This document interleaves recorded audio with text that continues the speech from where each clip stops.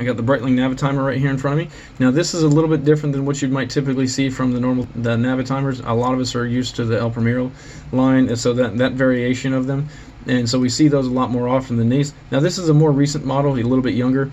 It does come, this has been released in the last 5-6 years or so from Breitling. A little bit different variation, but of course it is a Navitimer, so you get all the things you love from that. You get the heritage of the line, just a little bit different aesthetic.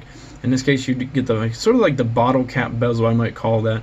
You get date time only, very simplistic, extremely legible, very readable dial.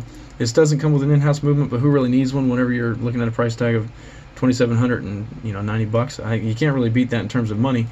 One of the things I like most about this is that it does have this bidirectional rotating bezel. Not a GMT or dive watch or anything like that, but you can kind of set it for the future. 5 minutes from now, I want to know when it's going to stop, right?